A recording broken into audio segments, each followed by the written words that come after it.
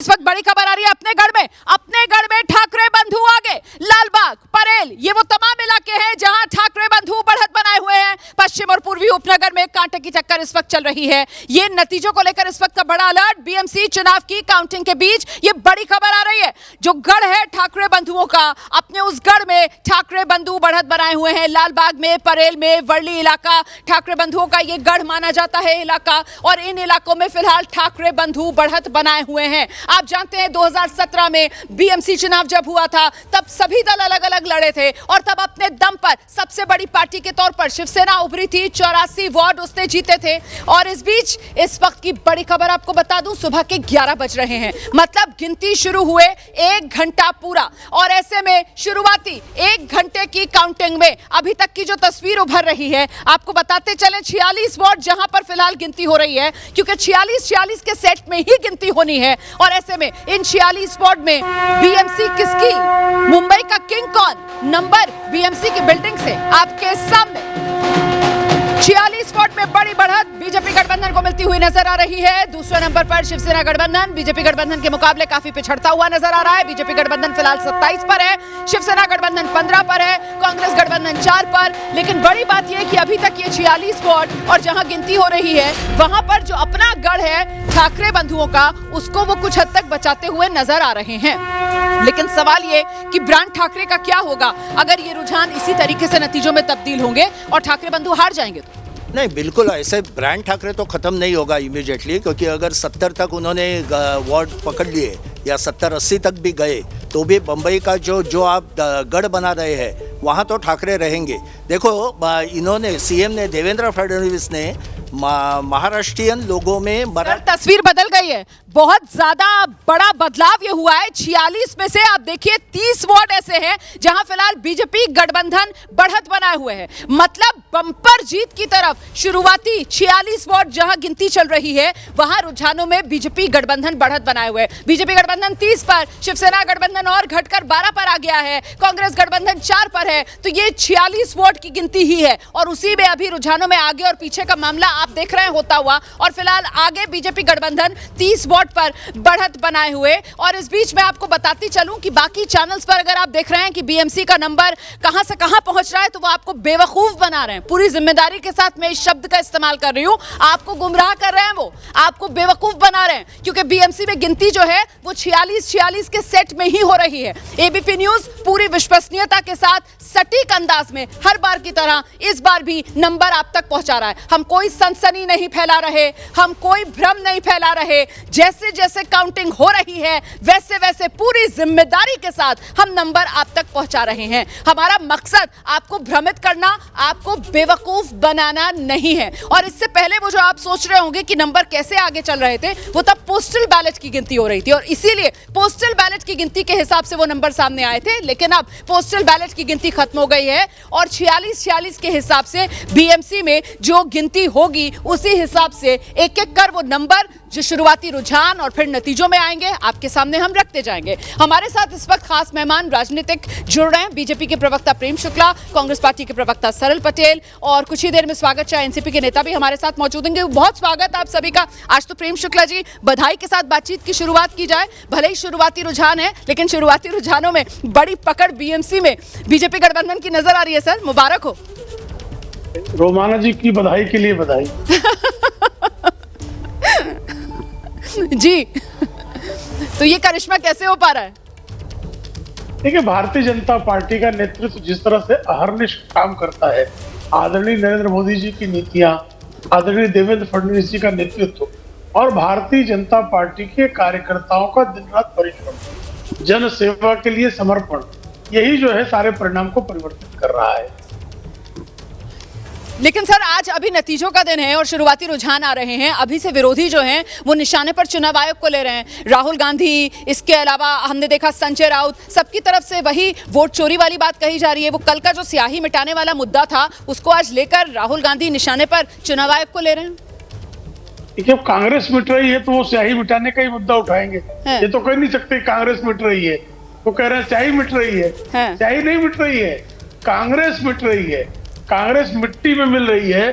आप बताइए ना, जो कांग्रेस, जिस मुंबई में कांग्रेस की स्थापना हुई उस मुंबई में अभी आप सिर्फ मैं रुझानों की ही बात करूं तो लगभग जो है 56 सीट के रुझान में सिर्फ 4 सीट पर कांग्रेस की बढ़त क्या संकेत दे रहा है? यही संकेत दे रहा है कांग्रेस मिट रही है। ठीक है, प्रवक्ता कांग्रेस पार्टी के सरिल पटेल हमारे साथ मौजूद है। सरिल पटेल साहब, वो शेर है ना ये गालिब का कि उम्र भर गालिब यही गलती करता रहा, धूल चेहरे पर थी और आईना साफ करता रहा।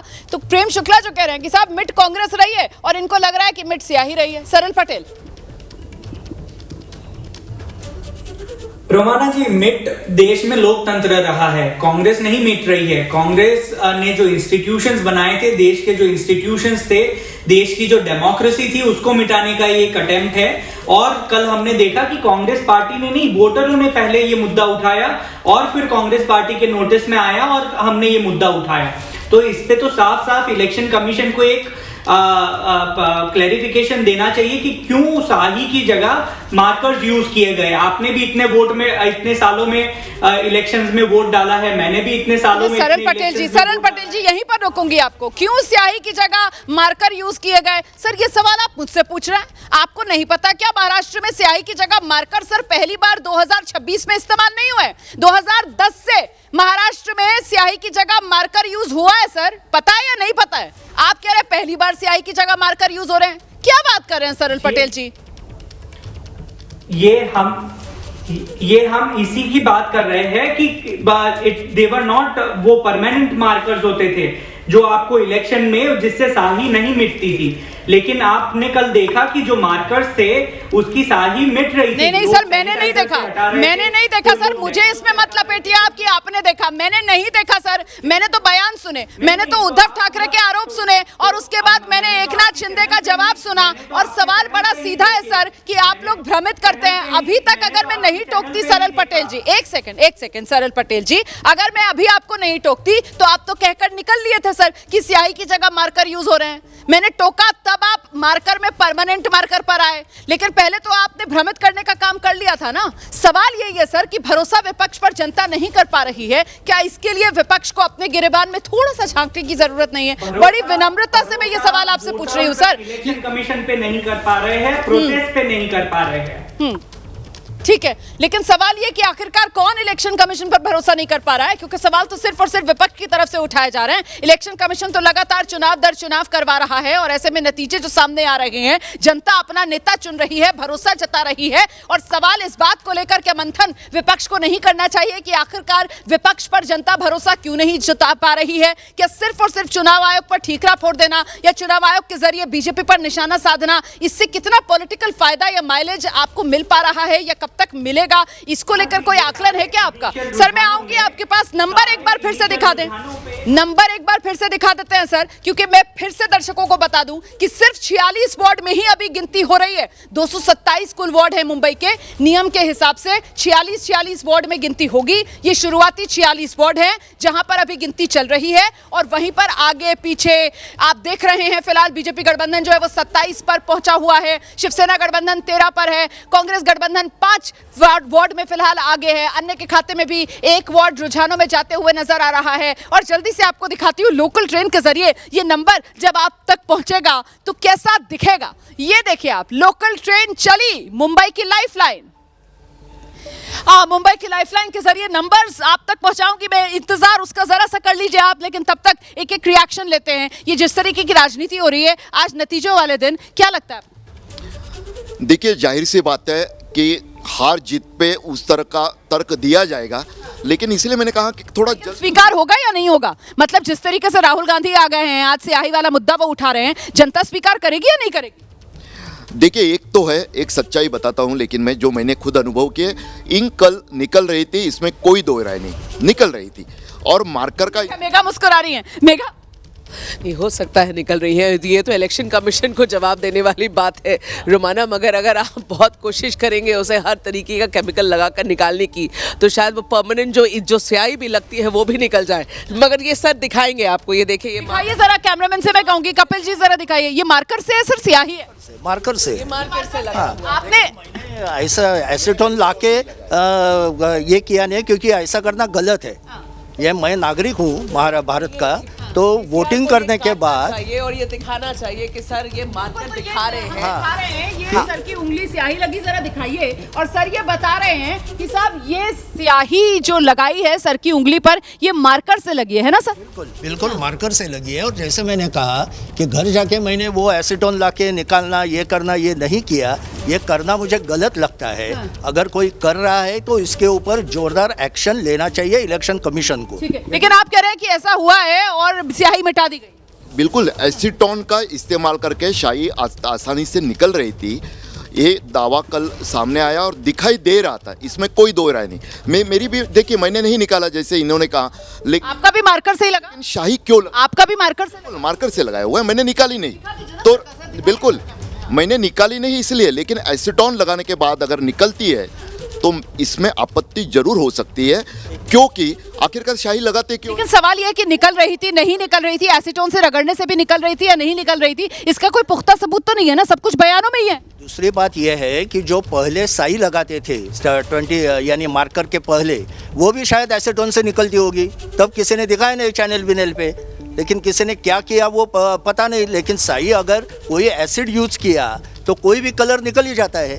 तो ये क्या है, ये लोग, इलेक्शन कमीशन अपने मतदारों पे भरोसा रखता है कि आपको स्याही लगाया तो आप वो वैसे एक आधा घंटा रखेंगे, तो आपने वोट किया है और आप फिर दोबारा वोट नहीं करेंगे।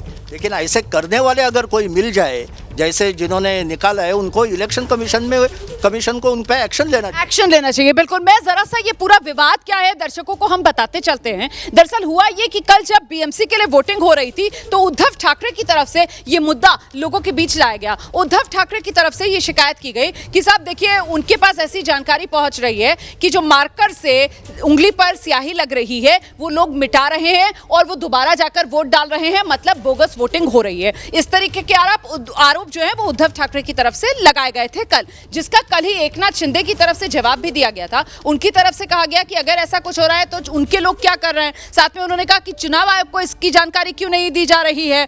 तो कुल मिलाकर कल इस मामले पर सियासत हुई थी। अब आज इसी सियासत को और आगे बढ़ाने का काम राहुल गांधी की तरफ से किया गया है। राहुल गांधी ने इस मुद्दे को लेकर एक बार फिर वही वोट चोरी का मुद्दा, जिस पर राहुल आक्रामक रहते हैं, बीजेपी की घेराबंदी करते हैं, चुनाव आयोग पर निशाना साधते हैं, उन्होंने आज कर दिया है। मेघा, पता है रोमाना, देखिए हर बार इलेक्शंस जब होते हैं हम लोग ज़मीन पे उतरते हैं, लोगों से बात करते हैं, माहौल समझने की कोशिश करते हैं। ये मेरा अपना पर्सनल मानना है, मैं किसी भी कैलकुलेशन, किसी एग्जिट पोल रिजल्ट्स पे नहीं जा रही हूँ।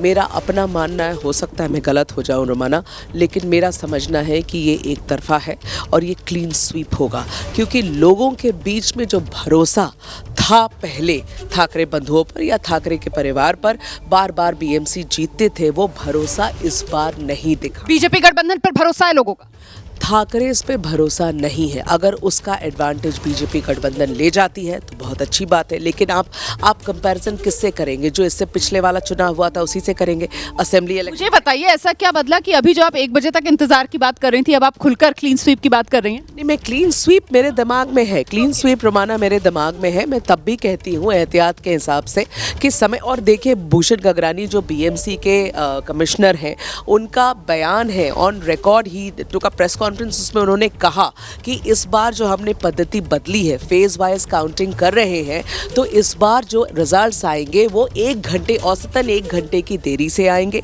और शाम देर हो जाएगा फाइनल रिजल्ट्स तक।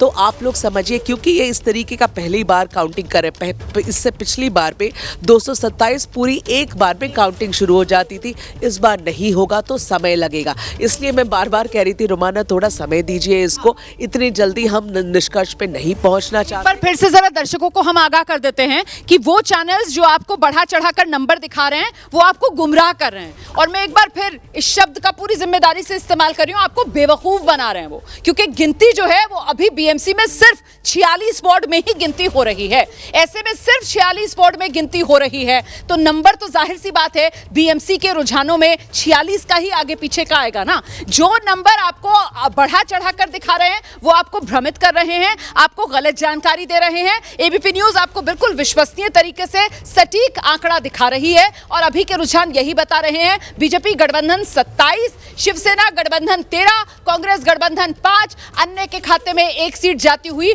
46 वार्ड है फिलहाल जहां गिनती चल रही है और वहीं का ये ब्रेकअप आपके सामने है। अब अगर ये शुरुआती रुझान जो इसी तरीके से आ रहे हैं आगे बढ़ेंगे तो प्रेम शुक्ला जी हमारे साथ मौजूद है, जरा प्रेम शुक्ला जी से जानते हैं। प्रेम शुक्ला जी, फिर ऐसे में वो जो सबसे बड़ा मुद्दा इस बीएमसी चुनाव में ठाकरे की तरफ से बनाने की कोशिश की गई, ब्रांड ठाकरे का मुद्दा, हिंदुत्व का मुद्दा, मराठी मानुष का मुद्दा, क्या माना जाए वो तमाम मुद्दे जो हैं वो पुराने हो गए हैं अब महाराष्ट्र की राजनीति में?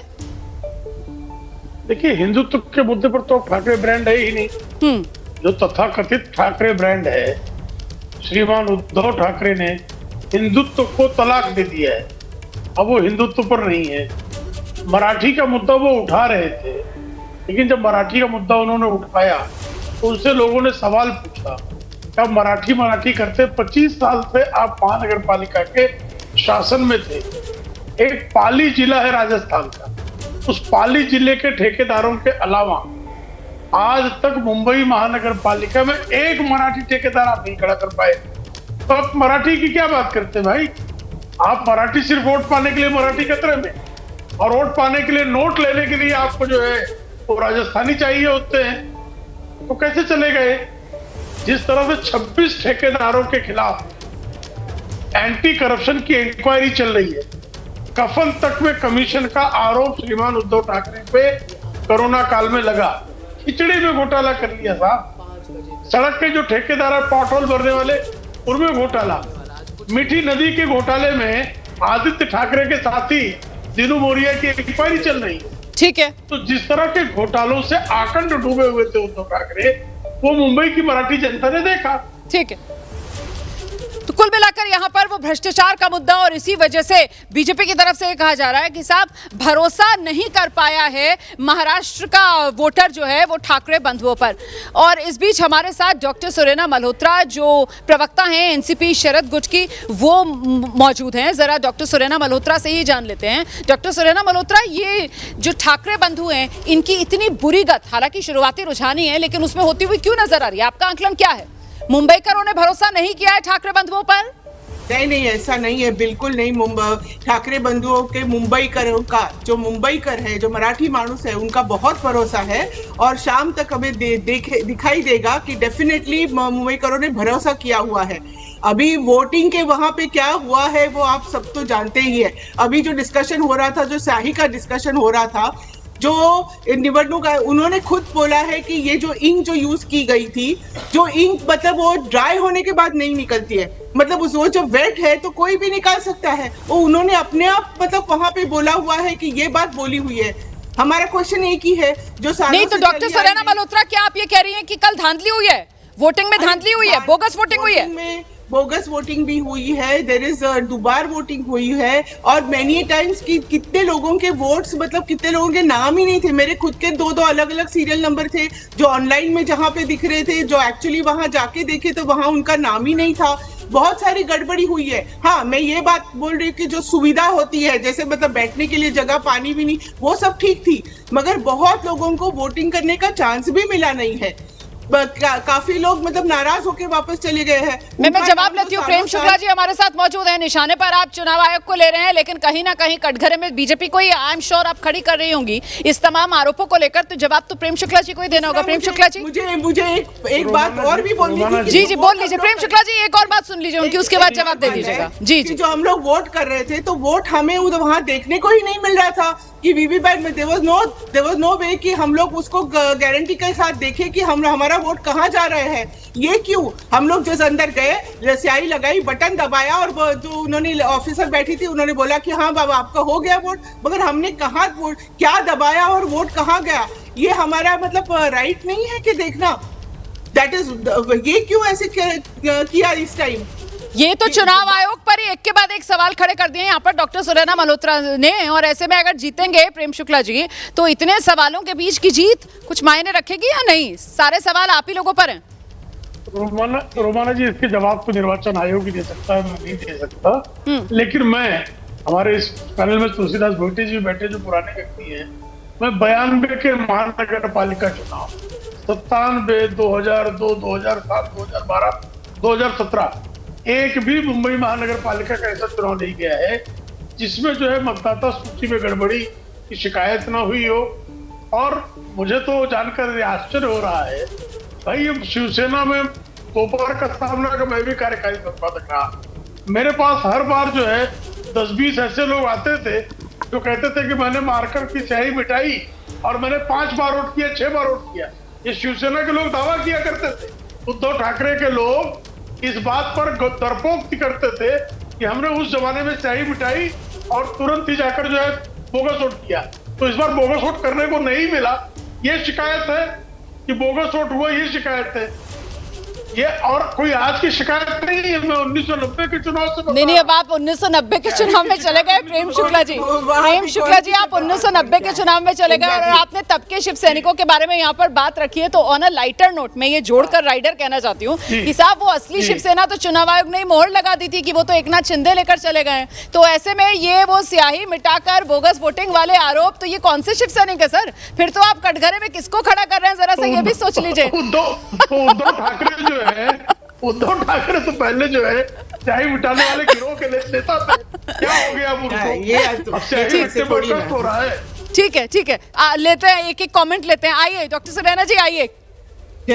ऐसे बोलना जो मतलब ये तो इनका तो रेगुलर है बीजेपी का कि वो नेहरू के टाइम की बात करेंगे, पुरानी टाइम की बात करेंगे और कुछ भी बोल नहीं, कुछ भी बातें बोले, कुछ भी बातें, पुरानी बातें बोलेंगे। अरे आप अभी की बात बोलिए, अभी जो हुआ आपने देखा, हमने सब लोग ने टीवी पे देखा कि कैसे धांधली, जिम्मेदारी है, हाँ जो भी है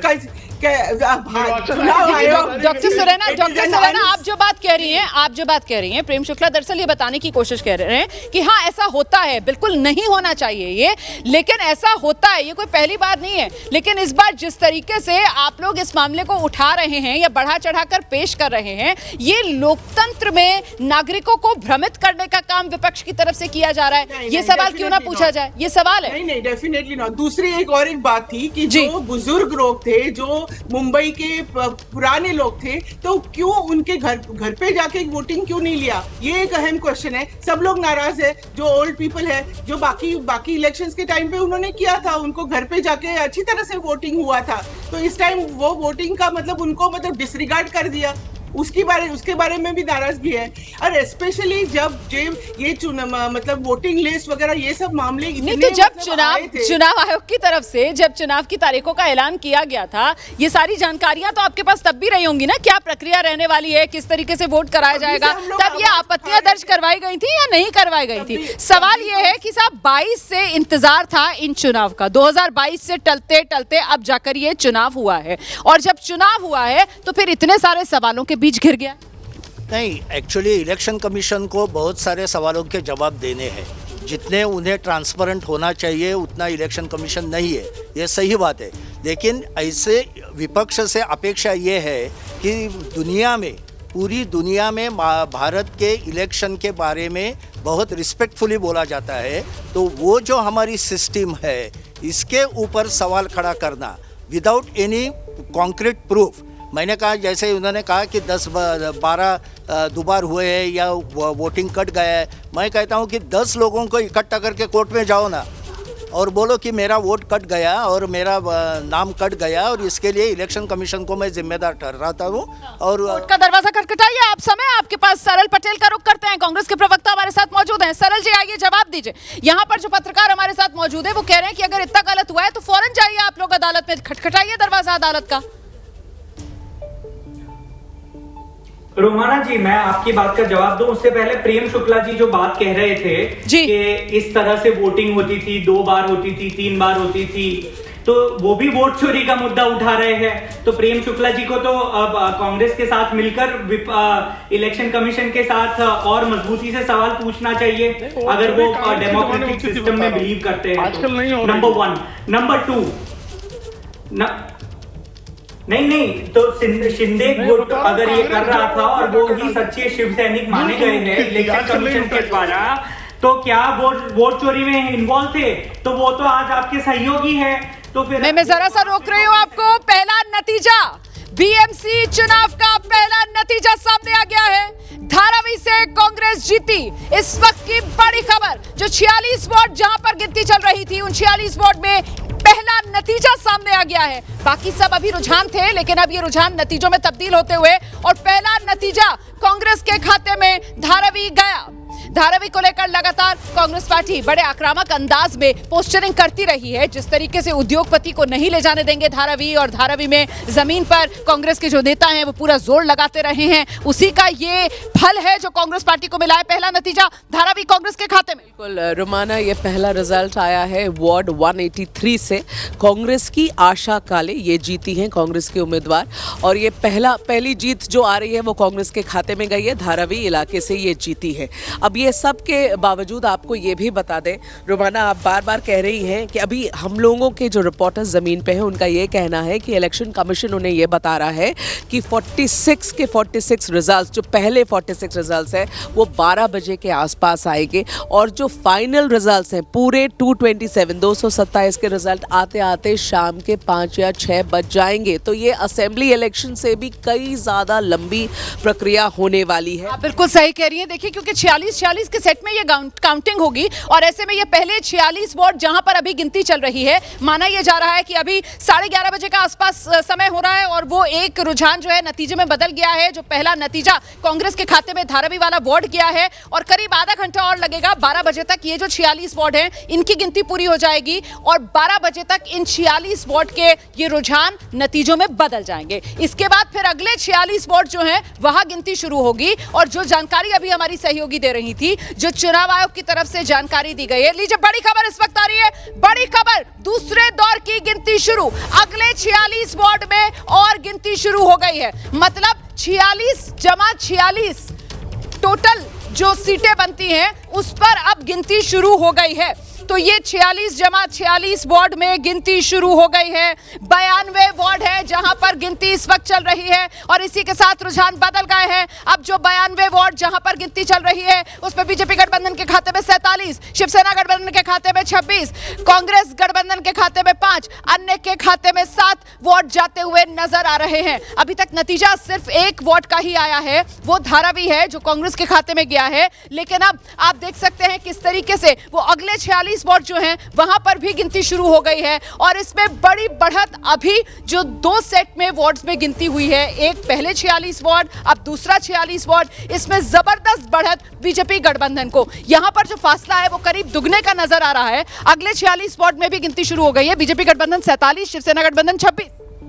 बिल्कुल, देखिए, और प्रेम शुक्ला जी ने जो एक बात की ना, मराठी का मुद्दा काटने वाली, उन्होंने जो सवाल उठाए, देखिए उस मुद्दे को काट देने के लिए भारतीय जनता पार्टी ने जो किया, आपको सिर्फ मैं आंकड़े बताता हूं कि ठाकरे गठबंधन ने अगर 173 उनके मराठी उम्मीदवार थे, तो महायुति की तरफ से 161 मराठी उम्मीदवार थे।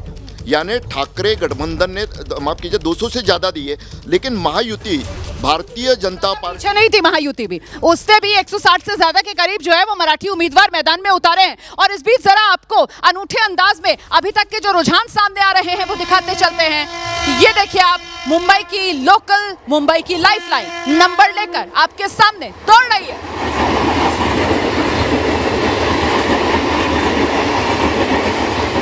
ये आ गई है मुंबई की लोकल, मुंबई की लाइफलाइन, मुंबई की धड़कन कही जाने वाली लोकल रेल, और नंबर लेकर आई है मुंबई बीएमसी 227 वोट, जिसमें अब और 46 वोट की गिनती शुरू हो गई है। मतलब कुल 92 वोट्स हैं जहां पर ये फिलहाल गिनती अब चल रही है, और इसमें शुरुआती रुझान बीजेपी गठबंधन 47, शिवसेना गठबंधन 26 पर सिमटता हुआ, मतलब बीजेपी गठबंधन बड़ी जीत की तरफ बढ़ता हुआ अब नजर आ रहा है। इस बीच नंबर लगातार बदल रहा है, और देखिए किस तरीके से बीजेपी गठबंधन जो है वो अर्धशतक लगाती हुई शुरुआती रुझानों में अब पहुंच गई है। बीजेपी गठबंधन 50 पर है, शिवसेना गठबंधन उससे बिल्कुल हाफ पर है, 25 पर है। और वहीं कांग्रेस गठबंधन 5, अन्य के खाते में 7 सीटें जाती हुई। ये शुरुआती रुझान मैं फिर से आपको बताती चलूं तो अब 92 वार्ड्स हैं। ये जो नंबर खुला है अब 92 वार्ड का, मैंने पहले भी आपको बताया 46 वार्ड के सेट में ये गिनती हो रही है। पहले 46 वार्ड में गिनती हो रही थी, इसमें अब दोबारा से और 46 जोड़ लीजिए तो मतलब ये बैठता है नंबर 92 का। और ऐसे में अब जबकि 92 वार्ड में ये गिनती हो रही है और जो रुझान सामने आ रहे हैं, बप्पा का आशीर्वाद किसको मिल रहा है? ये नंबर आपके सामने है। अर्धशतक लगा दिया है 92 में बीजेपी गठबंधन 50 पर, शिवसेना गठबंधन 25 पर है, कांग्रेस गठबंधन 5 पर है, अन्य के खाते में 7 वोट जाते हुए शुरुआती रुझान एक बार फिर से ये बताती चलूं। हालांकि एक नतीजा भी सामने आ गया है और वो नतीजा धारावी से आया है और धारावी में कांग्रेस ने जीत हासिल की है। पहला नतीजा कांग्रेस का खाता खुला है धारावी से और जो रुझान है वो लगातार बीजेपी के पक्ष में आ रहे हैं। कुल 29 नगर निकाय हैं और इन 29 नगर निकाय में आप देख लीजिए, चाहे पुणे हो, चाहे थाने हो, चाहे भिवंडी हो, 29 में से 26 नंबर पर गौर कीजिए, 29 नगर निकाय में से 26 नगर निकाय जहां बीजेपी गठबंधन आगे है। बड़ी बात यह है कि सिर्फ लातूर और परभणी वाला इलाका अभी पता चल रहा है, यहां बीजेपी गठबंधन जो है वो पीछे है और मीरा भयंदर वाला जो नगर निकाय है वहां अभी गिनती शुरू नहीं हुई है। लातूर परभणी वाला इलाका आप जानते हैं ये कांग्रेस की पकड़ वाला इलाका माना जाता है। विलासराव देशमुख जो है उनका ये इलाका माना जाता था और फिलहाल ये वो इलाका है जहां पर अभी बीजेपी गठबंधन पीछे चल रहा है और मीरा भयंदर वहां अभी गिनती शुरू नहीं हुई है।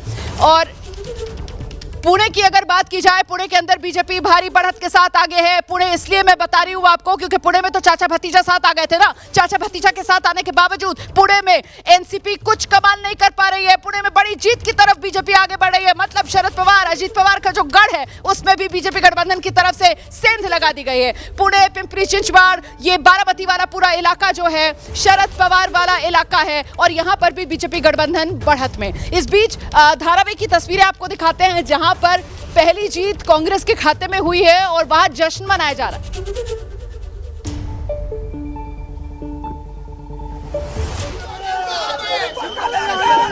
मुंबई में पहला नतीजा सामने आया है। धारावी 183 से आशा काले जीत गई है। दीपक काले जी हमारे साथ है। एक मिनट, जिस प्रकार से पहला नतीजा सामने आया है, दीपक जी पहली प्रतिक्रिया क्या है आपकी? मैं मेरे 180 वार्ड के सभी लोगों को अभिनंदन करता हूँ। हमारे कांग्रेस पार्टी को अभिनंदन करता हूँ, वर्षा गायकवाड़ को अभिनंदन कर, ज्योति गायकवाड़ को, राहुल गांधी को अभिनंदन करता हूँ, मेरी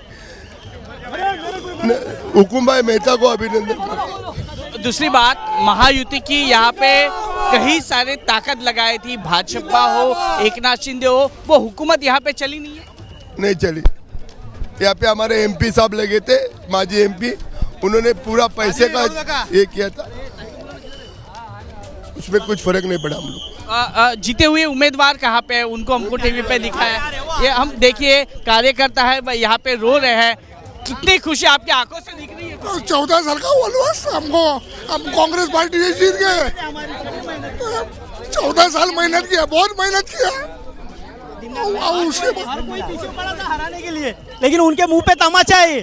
कांग्रेस पार्टी हमेशा आगे रहेगी और रहेगी। पहला नतीजा है मुंबई का, कांग्रेस यहाँ पे जीती है। कार्यकर्ताओं के आंखों में आंसू है और अभी जो कैंडिडेट है जीती हुई, अभी काउंटिंग सेंटर से बाहर आएंगे, हम उनकी भी तस्वीरें दिखाएंगे। लेकिन यहाँ पे मुंबई का पहला नतीजा सिर्फ एबीपी न्यूज पर और उसके सेलिब्रेशन की सभी विजुअल्स एबीपी न्यूज पर हम आपको दिखा रहे हैं। कैमरा पर्सन रुपेश शेलर के साथ वैभव परब, एबीपी न्यूज मुंबई।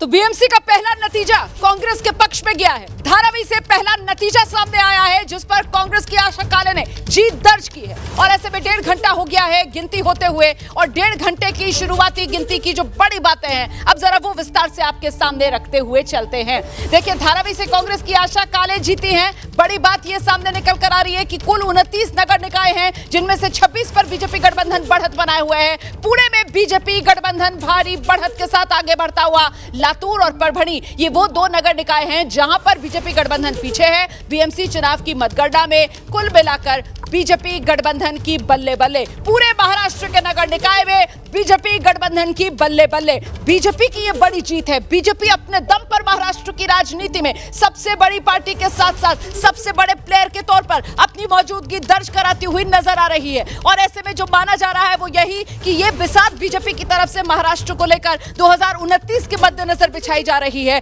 क्योंकि जो सपना बीजेपी की तरफ से देखा गया था कि पहले तो 3 इंजन की सरकार मुंबई में बने और उसके बाद महाराष्ट्र में अपने दम पर बीजेपी सत्ता में आए, उसी दिशा में बीजेपी आगे बढ़ती हुई 29 नगर निकाय हैं और 26 में बीजेपी गठबंधन आगे। बिल्कुल, क्योंकि देखिए मुंबई का चुनाव सबका ध्यान लगा है। 28 मनपा एक तरफ, मुंबई मनपा एक तरफ, उसकी वजह सब जानते हैं। लेकिन इसमें भी इस चुनाव की विशेषता ये भी हो सकती है, अगर भाजपा सबसे बड़ी पार्टी बनकर उभरती है तो स्ट्राइक रेट 2017 से भी ज़्यादा हुआ, क्योंकि 2017 में भारतीय जनता पार्टी ने 227 वार्ड से चुनाव लड़ा था। इस बार उन्होंने शिंदे गुट के लिए भी जगह छोड़ी है, तो जाहिर सी बात है इस बार का स्ट्राइक रेट ज़्यादा हो सकता है।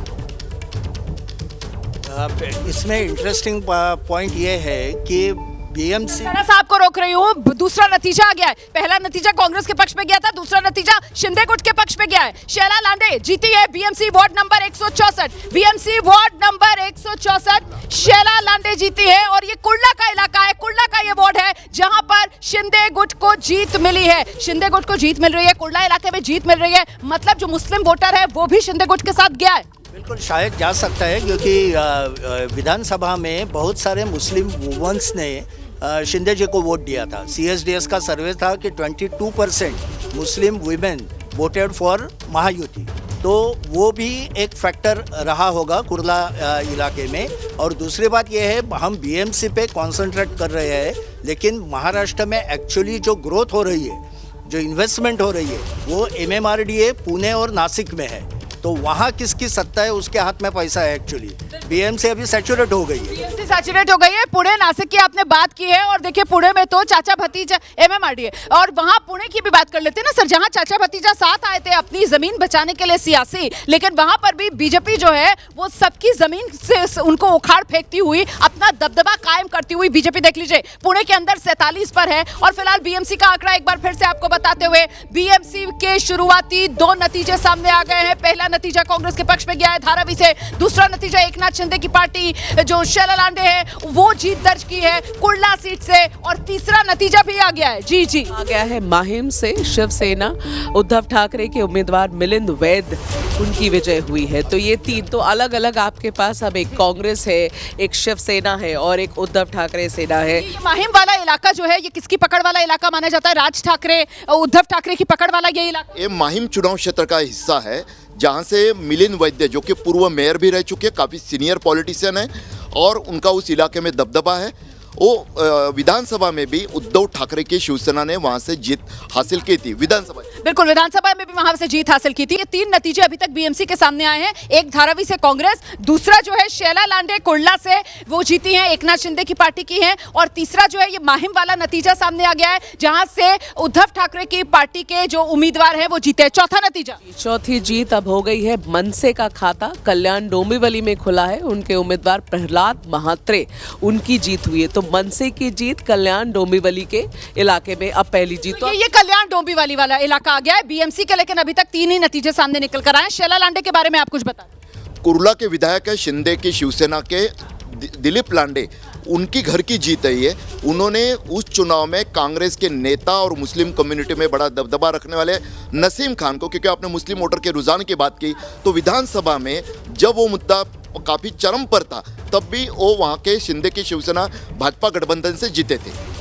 मैंने इसलिए बात की क्योंकि कुर्ला का इलाका हो गया, माहिम का इलाका हो गया, ये वो तमाम इलाके हैं जहां पर मुस्लिम वोटर जो है वो भी बड़ी संख्या में है, और इसी वजह से एकनाथ शिंदे की पार्टी की जो शैला लांडे हैं उन्होंने जीत दर्ज की है कुर्ला वार्ड से। इसके अलावा देखिए जो जानकारी मिल रही है माहिम की वार्ड से, यहाँ पर उद्धव ठाकरे की पार्टी के जो उम्मीदवार हैं उन्होंने जीत दर्ज की है। वहीं जो सबसे पहला नतीजा BMC का आया था वो धारावी से आया था, जहां से कांग्रेस की जो उम्मीदवार हैं उन्होंने जीत दर्ज की थी, आशा काले ने। तो कुल मिलाकर ये तस्वीर अब थोड़ी और साफ होती हुई नजर आ रही है, लेकिन बड़ी बात यह है कि अभी तक नतीजों में बीजेपी का खाता नहीं खुला है, वो बीजेपी जिसके सबसे अच्छे प्रदर्शन करने की उम्मीद है। जो इलाके तीनों जो वार्ड है ना, वो जो कामगार वर्ग होता है, जैसे माही में मछुआरे ज़्यादा है, धारावी में तो लेबर क्लास ज़्यादा है, और कुर्ला में भी सम्मिश्र पूरा ए है।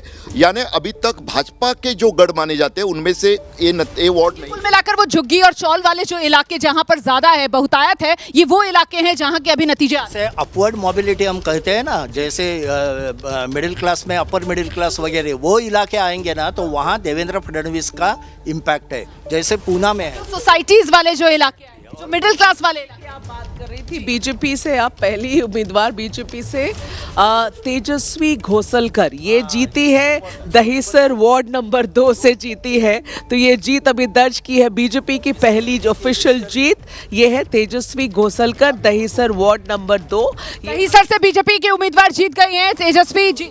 इसकी हिस्ट्री बहुत इम्पोर्टेंट है। उनके पति का मर्डर हुआ था और उसके बाद वो उद्धव बाला साहेब ठाकरे से बीजेपी में आ गई और जीत गई। चुनाव के पहले कुछ 8-10 दिन पहले या 15 दिन पहले आ गई और फिर वो जीत गई। बाकी हिस्ट्री तुलसीदास जी भी बता सकते हैं। तो दहिसर से बीजेपी की जो उम्मीदवार हैं तेजस्वी, उन्होंने जीत दर्ज की और तेजस्वी जो हैं वो चुनाव से कुछ दिन पहले तक शिवसेना उद्धव गुट की मतलब कार्यकर्ता रही थी, लेकिन बिल्कुल चुनाव से ऐन पहले उन्होंने बीजेपी का दामन थामा और देखिए दहिसर से तेजस्वी जीत गई हैं। एक और जीत भारतीय जनता पार्टी के उम्मीदवार विक्रम राजपूत है। ये शिवसेना यूबीटी की जेनजी कैंडिडेट तन्वी दिनेश राव को इन्होंने हराया है। ये है जीते हैं वार्ड नंबर क्रमांक बांगोर नगर गोरेगांव से भी बीजेपी जीती है, दहिसर से बीजेपी जीती है। तो कुल मिलाकर तस्वीर और साफ होती हुई देखिए, गोरेगांव बीजेपी जीती है, दहिसर बीजेपी जीती है, कुर्ला एकनाथ शिंदे गुट से शैला लांडे जीती हैं, माहिम उद्धव ठाकरे की पार्टी के उम्मीदवार वो जीते हैं, धारावी कांग्रेस की उम्मीदवार जीती हैं। तो अब ये जो शुरुआती रुझान थे वो नतीजों में तब्दील होते हुए नजर आ रहे हैं। लेकिन एक बार फिर से मैं आपको बता दूं, 46 के सेट में ही गिनती चल रही है। पहले 46 वार्ड जहां पर गिनती अब करीब खत्म होती हुई और ये नतीजे जिनके आने का सिलसिला शुरू हो गया है, और अगले 46 वार्ड जहां पर गिनती चल रही है। तो कुल मिलाकर ये नंबर बैठता है 92 और वो 92 का पूरा ब्रेकअप अभी क्या है, कौन आगे कौन पीछे, ऊपर की पट्टी में आप देख रहे हैं। इस बीच देखिए कल्याण डोंबिवली और वहां पर एमएनएस का खाता खुला है, जो जानकारी अभी कुछ देर पहले हमारी सहयोगी मेघा ने भी दी थी। कल्याण डोंबिवली में एमएनएस मतलब राज ठाकरे की पार्टी का अभी तक बीएमसी में खाता नहीं खुला है। राज ठाकरे की पार्टी का खाता जो है वो कल्याण डोंबिवली में खुला है। ये बड़ी जानकारी है। एक और जीत अब रोमाना, ये वार्ड क्रमांक 51 गोरेगांव में शिवसेना शिंदे की उम्मीदवार वर्षा टेम्बलवलकर, उनकी जीत हुई है। अभिषेक घोषलकर की हत्या की बात जैसे आप लोगों ने करी, तो वो एक हिसाब से बहुत महत्वपूर्ण सीट है वो वहाँ जहाँ जीत दर्ज की गई। लेकिन एक और जीत जो अब हम आपको बता रहे हैं, ये शिवसेना शिंदे के उम्मीदवार, ये गोरेगांव के 51 नंबर वार्ड से एक और जीत अब आ गई है। बिल्कुल, तो वो रुझान जो अब नतीजों में तब्दील होते हुए और ऐसे धीरे धीरे करके अब तस्वीर और साफ हो रही है। जो शुरुआती 46 वार्ड थे जहां पर गिनती हो रही थी, उन्हीं के नतीजे अब ये तब्दील हो रहे हैं और अगले 46 वार्ड जो हैं वहां पर गिनती शुरू हो चुकी है। तो कुल मिलाकर अब ये जो ऊपर की पट्टी में आप नंबर देख रहे हैं, ये सिर्फ रुझान नहीं रह जाते हैं, इनमें कुछ ऐसी सीटें भी हैं जिनके नतीजे आ चुके हैं, जिसमें धारावी, जैसा कि हमने आपको बताया, माहिम जहां से उद्धव गुट के उम्मीदवार जीत गए हैं, इसके अलावा दहिसर जहां से तेजस्वी घोषलकर जो बीजेपी की उम्मीदवार थी वो जीत गई हैं। अच्छा, इसके अलावा कल्याण डोंबिवली में एमएनएस का खाता खुल गया है, ये भी महत्वपूर्ण जानकारी मैं आपको देती चलूं। जी सर। एक महत्वपूर्ण इसमें कि ठाकरे गुट के लिए खतरे की घंटी कौन सी है कि जैसे तेजस्वी घोषालकर शिवसेना की ठाकरे की नगर सेविका थी, उनके पति की फेसबुक लाइव में हत्या हुई थी, लाइव हत्या। उसके बाद वो अभी कुछ दिनों पहले गई और जीत गई। गोरेगांव में शिंदे की शिवसेना यानी ओरिजिनली ठाकरे की, लेकिन शिंदे के पास गई, जीत गई, भाजपा में गए, जीत गए। और जो अभी तक ट्रेंड दिखाई दे रहा है, अभी तक माना जाता था कि सामने गए तो नहीं जीतते, उस ट्रेंड के खिलाफ वोटर का रुझान दिखाई दे रहा है। ये इसका मतलब ये है जो नैरेटिव देवेंद्र फडणवीस ने सेट किया है वो लोगों को ज़्यादा पसंद आ रहा है। मैं पूना के ऊपर आपका ध्यान मैं तो सर एक सेकंड आ रही हूं आपके पास। देखिए, मैं तो पहले से ही कह रही थी कि कुल मिलाकर महाराष्ट्र में देवाभाव हिट, क्योंकि देवेंद्र फडणवीस और प्यार से उनको देवाभाव ही महाराष्ट्र में कहा जाता है। फिलहाल उन्हीं का ये जादू है और महाराष्ट्र की राजनीति के वो सबसे बड़े चाणक्य साबित होते हुए नजर आ रहे हैं। जल्दी से जरा रुक करेंगे, खास मेहमानों का पैनल भी हमारे साथ बना हुआ है। शुरुआती रुझान है और शुरुआती रुझान ये बता रहे हैं, सिर्फ बीएमसी की क्यों बात की जाए, पूरे महाराष्ट्र की अगर बात की जाए, प्रेम शुक्ला जी 29 नगर निकाय जिनमें से 26 पर बीजेपी गठबंधन आगे है। कुल मिलाकर ये कहा जा सकता है कि जो ठाकरे बंधुओं की तरफ से एक बड़ा दांव खेला गया, दशकों की दुश्मनी भुलाकर उद्धव ठाकरे, राज ठाकरे साथ आए, वो भी काम नहीं आया।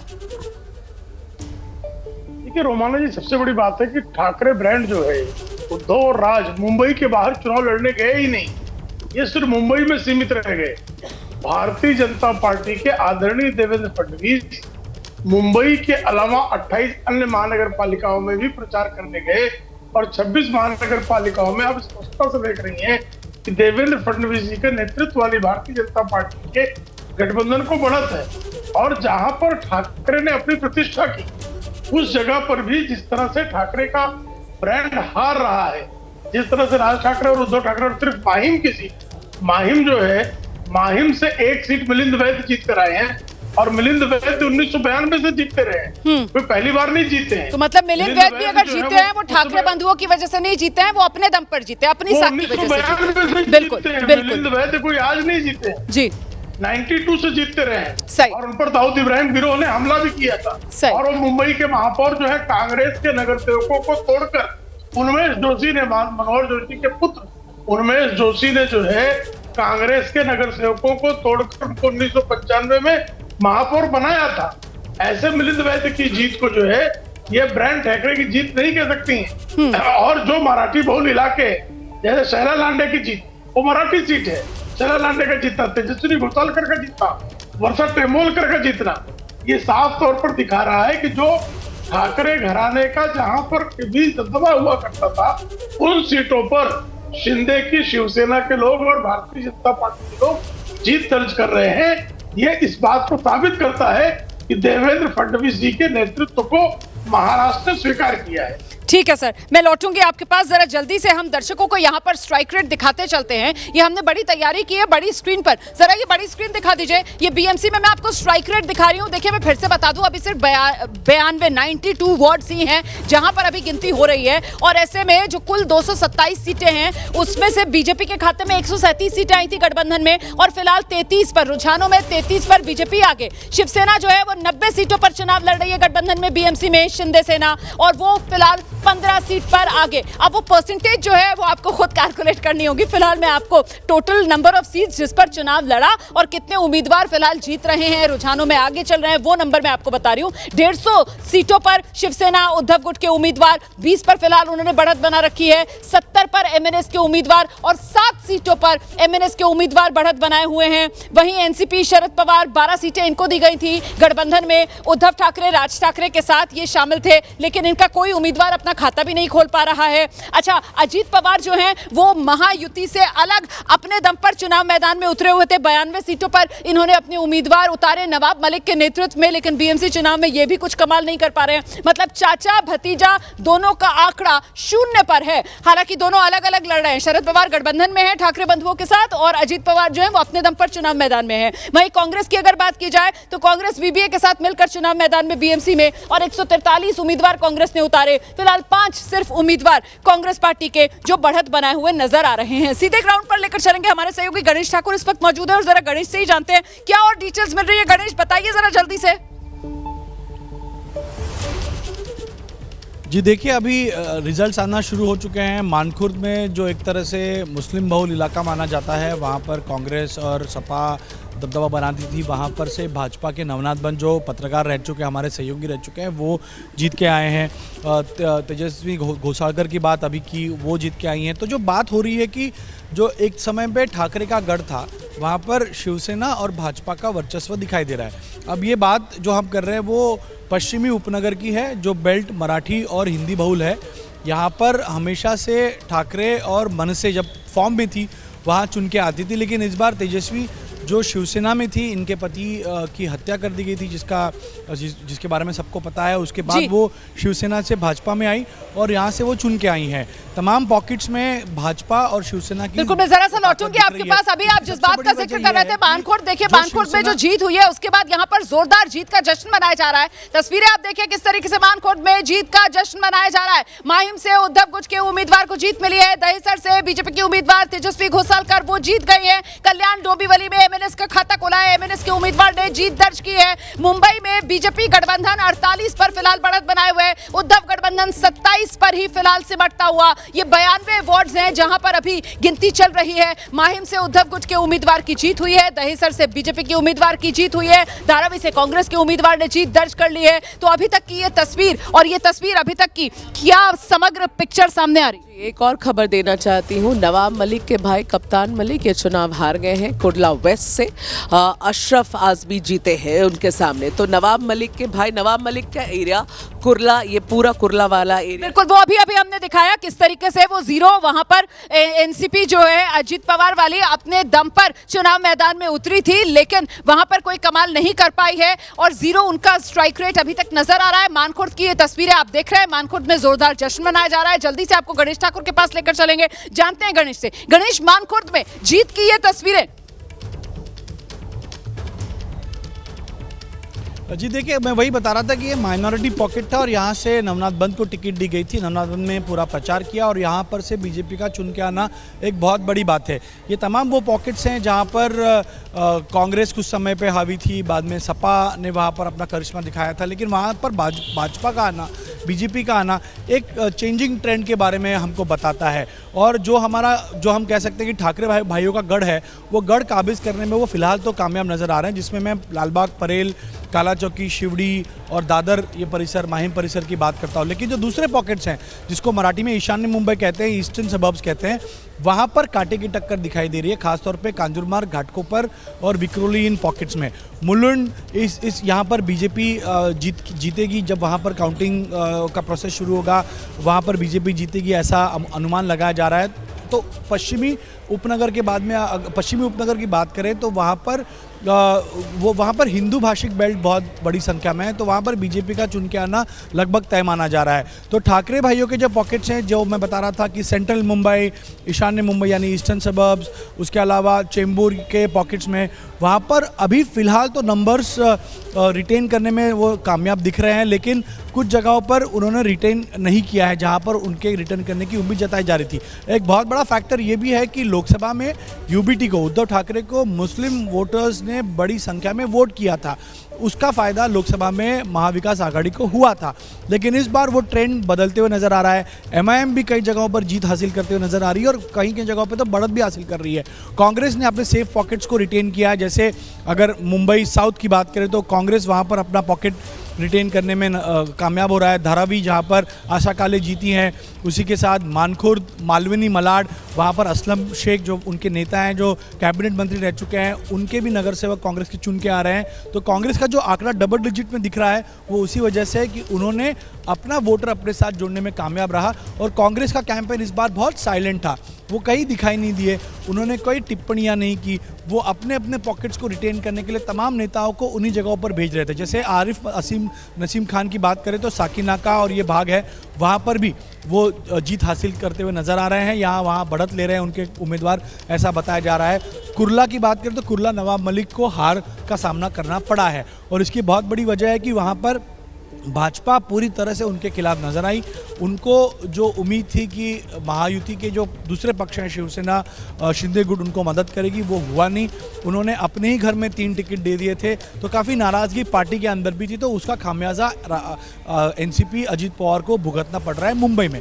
तो ऐसी स्थिति में कांग्रेस कहीं गेन करती हुई नज़र आ रही है, अपने पॉकेट्स को वो गेन कर रही है। तो वही ठाकरे का गढ़ जो माना जा रहा है सेंट्रल मुंबई का, वहाँ तो वो जीत हासिल करे, लेकिन दूसरे पॉकेट्स में उनको हार का सामना करना पड़ रहा है। और बीजेपी, सरप्राइजिंगली नहीं कहूँगा क्योंकि ये ट्रेंड्स थे और इस तरह की बातें हो रही थी कैंपेन के दौरान भी, जिन पॉकेट्स में वो कभी नहीं थे वहाँ पर उन वार्ड्स में बीजेपी जीत हासिल करती हुई नजर आएगी और अभी उस तरह के रिजल्ट्स भी सामने आ रहे हैं। बिल्कुल, देखिए मानखुर्द की जीत और भी ज़्यादा मायने रखती है क्योंकि नवनाथ बंद जो है वो पत्रकार भी रह चुके हैं। भले वो भाजपा के प्रवक्ता है, लेकिन पहले एबीपी माझा जो मराठी चैनल है एबीपी ग्रुप का, उसके पत्रकार थे और उन्होंने जीत हासिल की है। आपको याद होगा कि संजय राउत जो शिवसेना के तोप माने जाते हैं, रोज कुछ ना कुछ आरोप लगाते हैं, उनके खिलाफ मुख्यमंत्री देवेंद्र फडणवीस ने नवनाथ बन को पिछले कुछ महीनों से आगे किया था। काफ़ी आक्रामक तेवर अपनाते हुए नवनाथ बन सामने आते थे और पहले ही चुनाव में पत्रकार हैं तो बोलने की कला तो आएगी ना।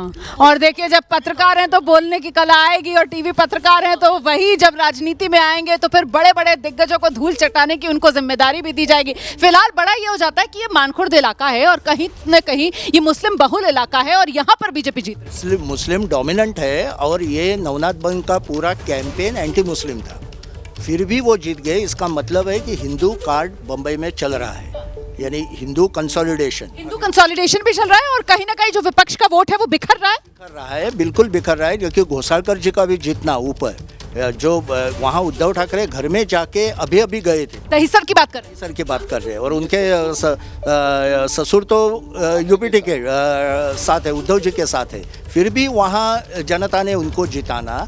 और नवनाथ बन का ये जीतना मानखुर्द में, क्योंकि सब बोल रहे थे कि वहाँ मुस्लिम डोमिनेंस है तो शायद ये हार नहीं निकलेगी, लेकिन वो जीतना ये अलग एक ट्रेंड दिखा रहा है कि हिंदू कार्ड भी बीजेपी जो चला रही थी, एक बार तो डेवलपमेंट कार्ड वो काम किया है, मतलब हिंदुत्व का कार्ड चला है, बीजेपी का हिंदुत्व का कार्ड चला। नवनाथ की सीट अगर आप देखेंगे रोमाना, तो ये आपको एक क्लासिक एग्जाम्पल समझ में आएगा। आपको लगे अब ये एक ट्रेंड हो सकती है जो वहाँ पर हुआ है, क्योंकि मुस्लिम पॉपुलेशन वहाँ एक सब्सटैंशियल पॉपुलेशन है, वहाँ मानखुर्द में मुस्लिम पॉपुलेशन। और नवनाथ का जैसा इन्होंने कहा, उसकी कैंपेन काफ़ी पोलराइज थी, हिंदुत्व की बात कर रहा था। Navnath is a very active young boy, और जैसा ये बधाई तो पहले एबीपी पर ही आ रही है कि आपके ही रिपोर्टर रहे हैं इतने लंबे समय तक, नवनाथ बन अब जीत गए हैं। लेकिन पॉइंट ये है कि वहां पर जब जितना आपने हिंदूवादी कार्ड या हिंदुत्व का कार्ड खेला, जो देवेंद्र फडणवीस ने भी खेला, नीतीश राणे ने भी खेला, और नवनाथ अपने वार्ड में उन्होंने किया ये काम, ये फल लाता हुआ दिख रहा है। इसका ये मतलब है रोमाना कि एंटी मुस्लिम वोट की कंसोलिडेशन हो रही है। आप समझिए इस वार्ड में क्या हो रहा है, और अगर ये एंटी मुस्लिम वोट की कंसोलिडेशन हो रही तो जो मुस्लिम डोमिनेटेड एरियाज है वहां पर भी आपको ये सरप्राइजेस अब दिख सकते हैं। कुल मिलाकर ये कहा जाएगा कि हिंदुत्व के नए पोस्टर बॉय बनकर उभरे हैं देवेंद्र फडणवीस, और जो क्षेत्र और भाषा के आधार पर नफरत वाली राजनीति थी वो कर दी गई है खारिज। और ये हिंदुत्व का कार्ड कैसे चला है, इसको समझने के लिए सिर्फ बीएमसी ही नहीं बल्कि नवी मुंबई के आंकड़ों पर गौर कीजिए, आप थाने के आंकड़ों पर गौर कीजिए। और ये इसलिए महत्वपूर्ण हो जाता है क्योंकि यहाँ सब जगह बीजेपी गठबंधन बम्पर जीत की तरफ बढ़ता हुआ, और सिर्फ ये 3 नगर निगम ही क्यों, इसके अलावा जो मुंबई रीजन में तमाम 9 नगर निगम आते हैं, जिसमें बीएमसी भी है, ठाणे है, कल्याण डोंबिवली है, भिवंडी, निजामपुर है, नवी मुंबई का इलाका मैंने पहले कहा आपको, वसई वाला इलाका है, पनवेल वाला इलाका है, उल्लासनगर वाला इलाका है, ये तमाम 9 जो ग्रेटर मुंबई वाले नगर निगम माने जाते हैं, यहां पर भी बीजेपी गठबंधन बम्पर जीत की तरफ बढ़ता हुआ नजर आ रहा है। खास तौर से फिर से दोहराती हूं,